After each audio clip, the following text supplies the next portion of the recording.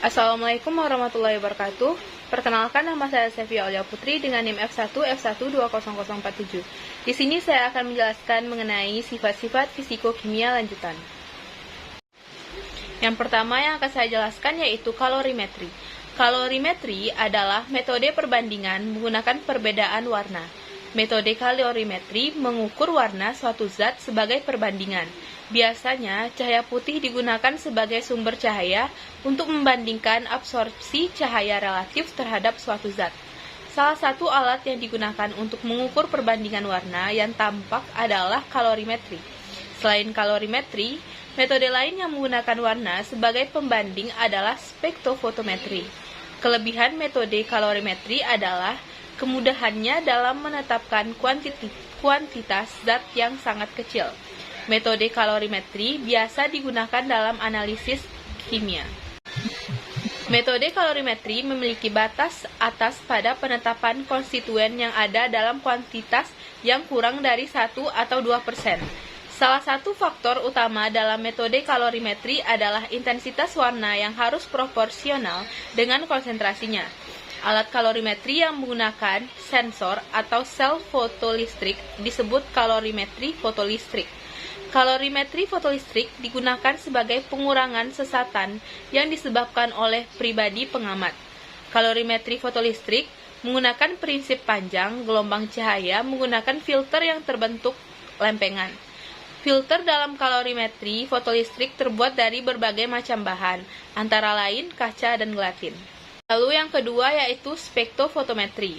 Di dalam ilmu kimia, spektrofotometri adalah salah satu metode pengukuran kuantitatif dalam kimia analisis terhadap sifat refleksi atau transmisi cahaya suatu materi sebagai fungsi dari panjang gelombang. Metode ini lebih spesifik dibandingkan istilah umum spektroskopi elektromagnetik karena spektrofotometri berurusan dengan sinar tampak, dekat ultraungu, dan dekat inframerah, tetapi tidak meliputi teknik time resolve spektroskopi. Pembagian spektrofotometer dibagi menjadi 4 jenis jika dilihat dari segi sumber cahaya yang digunakan, yaitu yang pertama visible spektrofotometer atau spektrofotometer vis, yang kedua ultraviolet spektrofotometer atau spektrofotometer UV, yang ketiga spektrofotometer UV vis, dan yang keempat infrared spektrofotometer atau spektrofotometer IR. Lalu yang ketiga yaitu fluorofotometri. Fluorofotometri adalah pengukuran fluoresensi. Instrumen yang digunakan untuk mengukur fluoresensi disebut fluorometer atau fluorimeter. Sebuah fluorometer menghasilkan panjang gelombang cahaya yang dibutuhkan untuk membangkitkan minat analit secara selektif mentransmisikan panjang gelombang cahaya yang dipancarkan, kemudian mengukur intensitas cahaya yang dipancarkan. Cahaya yang dipancarkan sebanding dengan konsentrasi analit yang diukur. Fluorometer menggunakan monokromator atau spektrofluorometer, filter optik atau filter fluorometer, atau sumber cahaya pita sempit seperti LED atau laser untuk memilih eksitasi dan panjang gelombang emisi. Lalu yang keempat yaitu refraktometer. Refraktometer merupakan alat untuk pengukuran indeks bias. Pengukuran indeks bias menggunakan refraktometer dapat menggunakan hukum Snellius. Untuk perhitungan indeks bias pada larutan dapat menggunakan rumus Lorentz dan persamaan Gladstone-Dale. Penggunaan refraktometer. Refraktometer dapat digunakan dalam menentukan kadar materi terlarut dalam suatu larutan. Oleh karena itu, dalam beberapa industri biasa menggunakan refraktometer.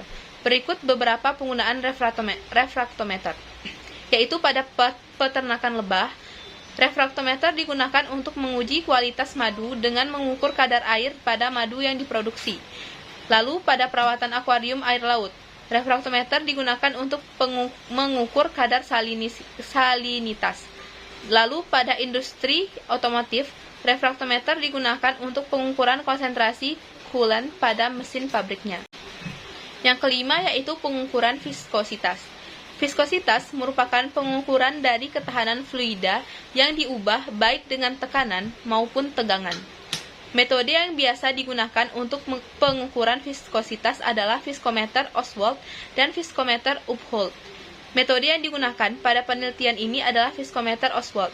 Metode ini mengukur viskositas dengan cara membandingkan waktu alir pelarut dan larutan polimer pada berbagai kepekatan atau konsentrasi. Pengukuran viskositas dilakukan dengan cara mengukur laju cairan melalui tabung terbentuk silinder. Penentuan nilai viskositas zat cair dapat ditentukan dengan besaran yang disebut sebagai koefisien viskositas. Satuan SI untuk koefisien viskositas adalah Pascal second atau dapat ditulis dengan Ns per M kuadrat. Karenanya, viskositas menunjukkan tingkat ketahanan suatu cairan untuk mengalir semakin besar viskositas, maka aliran akan semakin lambat.